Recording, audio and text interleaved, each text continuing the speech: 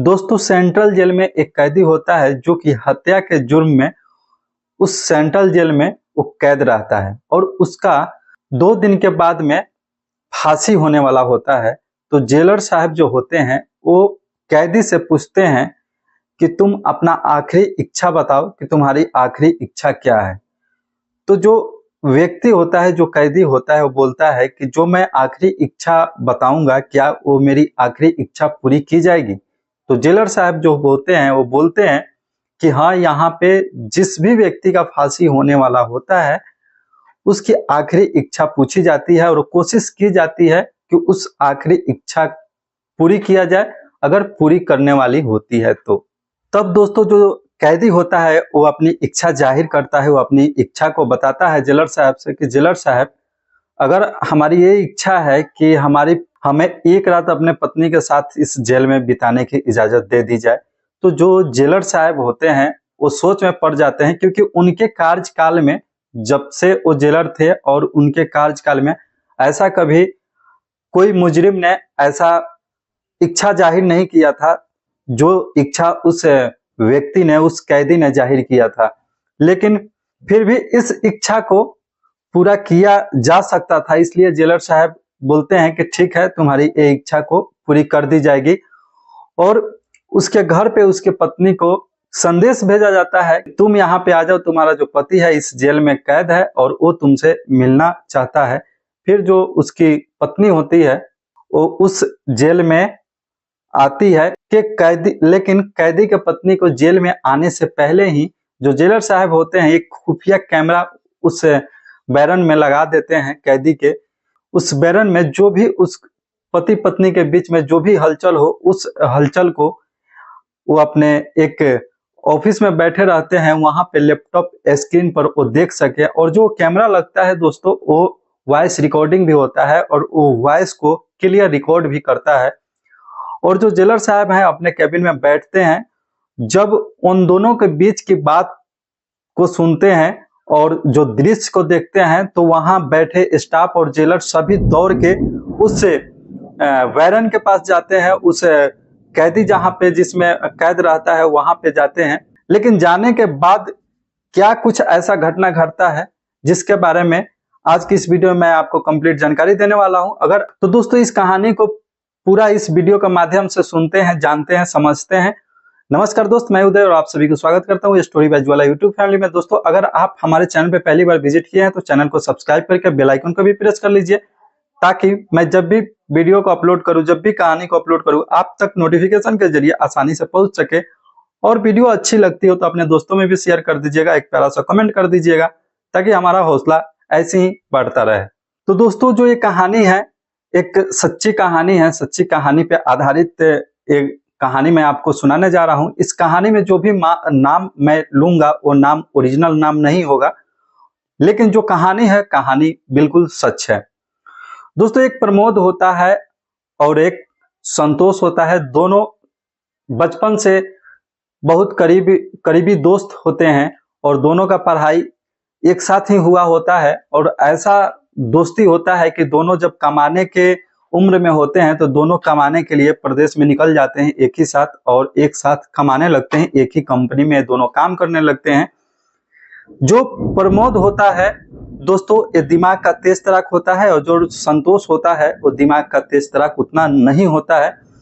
दोनों को एक साथ ही कंपनी में काम लगता है, लेकिन जो प्रमोद जो है दोस्तों वो अपने दिमाग के और अपने टैलेंट के अनुसार वो अपने आप को हमेशा अपग्रेड करता है, हम अपने आप को हमेशा वो प्रमोट करवा लेता है। और जो संतोष है जहां का तहां ही रह जाता है।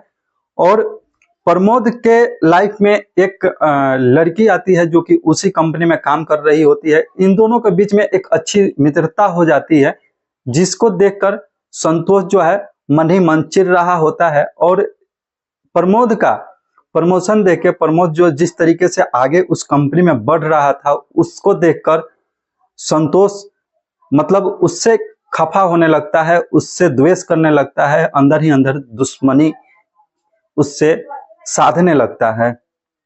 और ये बात जो है प्रमोद को पता नहीं होता है, प्रमोद नहीं जानता है कि मेरा दोस्त मन ही मन मेरे बारे में क्या सोच रहा है, क्या नहीं सोच रहा है, मेरे साथ क्या करने वाला है, मेरे साथ क्या षड्यंत्र रच रहा है, ये प्रमोद को पता नहीं होता है। क्योंकि प्रमोद एक सच्चे दिल का होता है, मेहनती होता है, टैलेंटेड होता है, दिमाग का तेज तराक होता है। और जो संतोष है, इसके काम, इसके मेहनत और इसके बढ़ते प्रमोशन को देखकर ये इससे काफी द्वेष रखने लगता है मन ही मन। लेकिन सामने से वो द्वेष नहीं रखता है, मन ही मन द्वेष रखता है। और जब प्रमोद के लाइफ में जब उस कंपनी में एक लड़की से मित्रता हो जाता है, उसके बाद में संतोष और चिढ़ जाता है। क्योंकि प्रमोद जो होता है दोस्तों शादीशुदा होता है और संतोष शादीशुदा नहीं होता है। तो प्रमोद के लाइफ में जब वो लड़की आती है उस कंपनी में, तो संतोष बोलता है कि यार तुम तो शादीशुदा हो, इस लड़की से मेरी दोस्ती करवा दो, क्योंकि मैं तो शादीशुदा हूं ही नहीं। तो प्रमोद बोलता है कि यार इससे मैं मित्रता किया है, इससे मैं दोस्ती किया है, मैं इससे कुछ ऐसा गलत मेरे मन में विचार नहीं है, जो तुम सोच रहे हो वो ऐसा कुछ भी नहीं। कि चलो तुम बोलते हो तो तुम्हारे लिए मैं बात करके इससे देखता हूँ, अगर बोलती है तो ठीक है, नहीं बोलती है तो फिर मैं इसमें कुछ नहीं कर सकता। प्रमोद बोलता है अपने दोस्त के संतोष के बारे में, उस लड़की से बताता है। लेकिन जो लड़की होती है वो बोलती है कि जो आप सोच रहे हो उस टाइप का मैं नहीं हूं, मैं सिर्फ आपसे दोस्ती की हूं, दोस्ती के आगे मैं कुछ नहीं कर सकती। और जो आपका दोस्त बोल रहा है, जो आपके दोस्त जो मन में भावना बैठा है, उसको साफ आप जाके मना कर दो कि तुम्हारे साथ वो दोस्ती नहीं रखना चाहती। दोस्तों प्रमोद और संतोष और वो लड़की एक साथ काम करने लगते हैं। और जो संतोष होता है वो हमेशा मतलब उस समय का इंतजार करता है कि कब मौका मिले कि उस लड़की से वो बात करे, अपने लिए कुछ प्रस्ताव रखे। लेकिन ऐसा कुछ होता नहीं है, क्योंकि वो जो लड़की होती है वो संतोष को बिल्कुल भाव नहीं देती, वो प्रमोद से ही घुली मिली रहती है, उसी से बातचीत करती है, उसी के साथ ज्यादा करके वो काम भी करती है। एक दिन की बात है कि जो लड़की होती है वो बोलती है कि प्रमोद तुम अपने रूम पे एक पार्टी रखो, जिसमें हम तुम्हारे घर पे आएंगे। तो जो प्रमोद होता है वो दोस्तों पार्टी रख लेता है अपने घर पे, और तीनों कंपनी से छूटते हैं। उसके बाद में प्रमोद के घर पे आ जाते हैं। प्रमोद के जब घर पे आते हैं यानी कि कमरे पे आते हैं, तो वहां पे चाय पानी होती है। उसके बाद में होता है कि डिनर मतलब यहीं तुम करके फिर घर जाना। तो जो प्रमोद बोलता है संतोष को कि संतोष तुम मार्केट चले जाओ, ये सामान लेके खरीद के लेके आ जाओ। तो संतोष बोलता है कि यार तुम ही चले जाओ, मेरे जाने का मन नहीं है, मैं यहाँ पे हूं ना। फिर प्रमोद मार्केट निकल जाता है। मार्केट से जब आता है तो देखता है कि वहां पे जो उसका लड़की जो मित्र थी, जो दोस्त थी, वो वहां पे खून के कमरे में गिरी पड़ी है, लेटी पड़ी है। और जो संतोष है वहां पे है नहीं। संतोष के पास जब प्रमोद कॉल करता है तो संतोष का जो नंबर है दोस्तों वो स्विच ऑफ आता है। फिर इसका नब्ज को चेक करता है। नब्ज को चेक कर ही रहा होता है, तब तक पुलिस वहां पे पहुंच जाती है। पुलिस आती है तो वकाए वारदात के टाइम में वहां पे प्रमोद पाया जाता है। तो प्रमोद को ही पुलिस गिरफ्तार कर लेती है। गिरफ्तार करने के बाद में उसको जेल भेज दी है। जब जेल भेजती है तो उसको हत्या के जुर्म में एक दिन ऐसा दिन भी आता है कि जो जज साहब होते हैं उसको फांसी देने की इजाजत दे देते हैं। जब फांसी होने वाला होता है तो जेलर साहब जब जाके दोस्तों पूछते हैं प्रमोद से कि तुम अपना आखिरी इच्छा बताओ कि तुम्हारी आखिरी इच्छा क्या है, तब जाके प्रमोद जो दोस्तों होता है वो बोलता है कि क्या मेरी जो आखिरी इच्छा है आप लोग पूरी करा पाएंगे। तो जेलर साहब बोलते हैं कि हाँ, यहाँ पे आखिरी इच्छा पूरी कराई जाती है। ऐसा यहाँ पे रूल है कि जिसको अगर फांसी होनी होती है तो उसको आखिरी इच्छा पूरी की जाती है।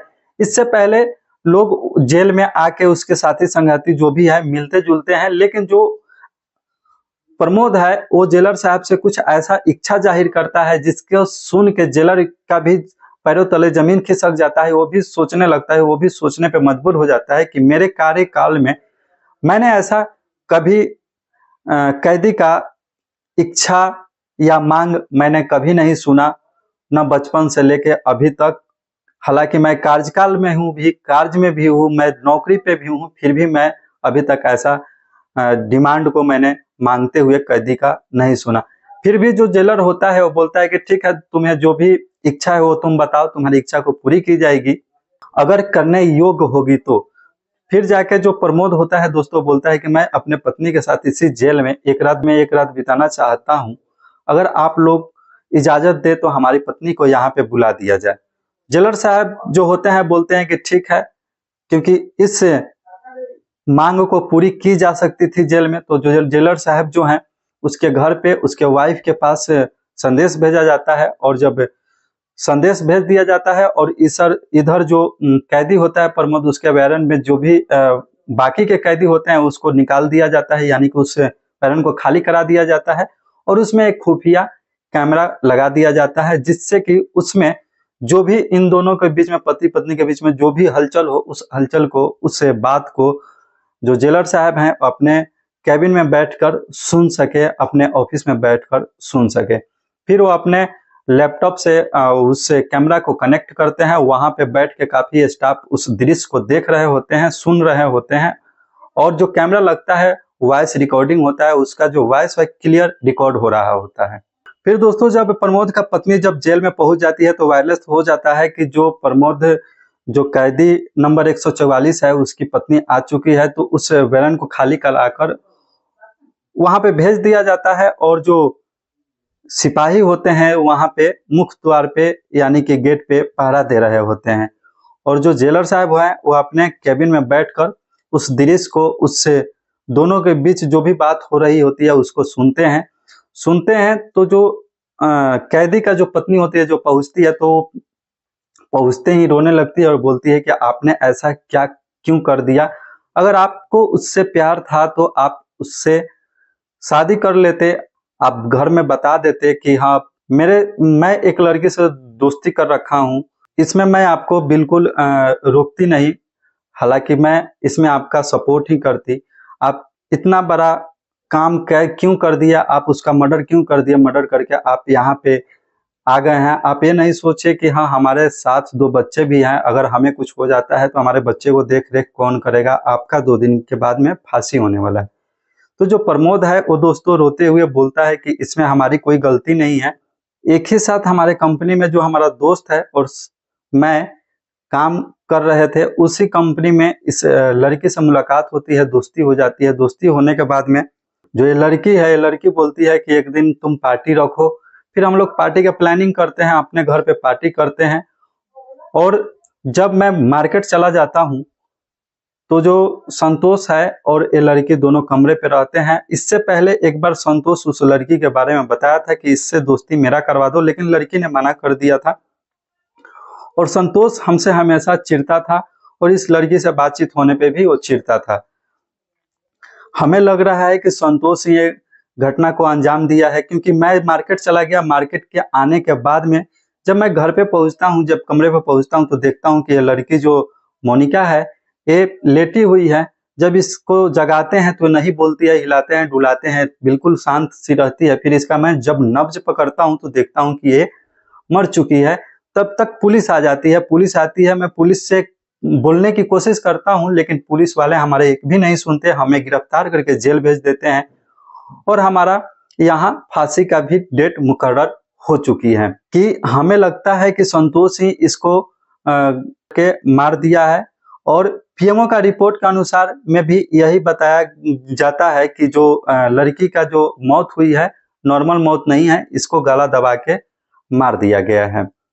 लेकिन उस पीएमओ के रिपोर्ट के अनुसार, और ये जो प्रमोद उस समय वहां पे था, तो पुलिस ने इसी को गिरफ्तार कर लिया था दोस्तों। और ये अपने पत्नी से सारी दस्तां को बताता है, अपनी जो भी घटना थी उस घटना को बताता है और रोने लगता है।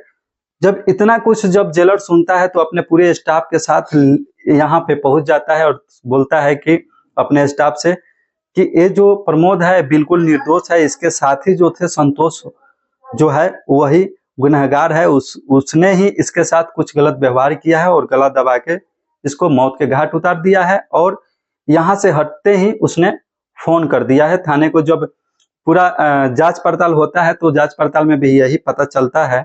कुछ ऐसा जेलर साहब जो हैं वो अपने साथी संगति के साथ डिस्कस कर रहे होते हैं। उसके बाद में जो प्रमोद है, प्रमोद को वहां से फांसी होने वाला होता है, उससे एक दिन पहले जेलर साहब बोलते हैं कि तुम यहाँ से जा सकते हो, तुम्हारी फांसी नहीं होगी। और फिर से एक टीम गठित की जाती है और टीम गठित करके उस मोबाइल का पूरा डिटेल्स निकाला जाता है। जिस नंबर से कॉल आया था उस नंबर का पूरा डिटेल्स निकाला जाता है, तो पता चलता है कि संतोष नाम का कोई शख्स है, उसके नाम से सिम कार्ड है और उसने ही कॉल किया है। फिर उस शख्स को पकड़ा जाता है, संतोष को पकड़ा जाता है और संतोष से पूछताछ जब पुलिस करती है तो संतोष जो है इधर उधर की बातें करने लगता है, लेकिन जब पुलिस सख्ती से पूछताछ करती है तो संतोष जो है टूट जाता है और सारी सच्चाई बता देता है कि मैं इस लड़की से प्यार कर रहा था और लड़की मेरे से नहीं कर रही थी और मैं इस दिन का इंतजार कर रहा था कि इसको मैं जैसे भी हो इसके साथ मैं संबंध बनाऊं और मुझे मौका मिल जाता है, मैं इसके साथ संबंध बनाने की कोशिश करता हूं जब, लेकिन ये हमारे साथ विरोध करती है। इसी विरोध में हाथापाई होता है और गला दब जाता है। गला ज्यादा तेज दब जाने की वजह से उस लड़की का मौत हो जाता है। फिर जो पुलिस है इस संतोष को गिरफ्तार कर लेती है। गिरफ्तार करने के बाद में इसको जेल भेज दिया जाता है और जो प्रमोद है दोस्तों वहां से छूट जाता है। दोस्तों इस कहानी के माध्यम से आप सभी को सचेत, सावधान, सतर्क करना है। इस कहानी के माध्यम से हमें किसी व्यक्ति को न ठेस पहुंचाना है, दिल दुखाना है, बस आप सभी को सचेत और सावधान करना है। दोस्तों ये कहानी आपको कैसी लगी कमेंट में जरूर बताइएगा। मिलते हैं कोई अगली कहानी के साथ, तब तक के लिए जय हिंद।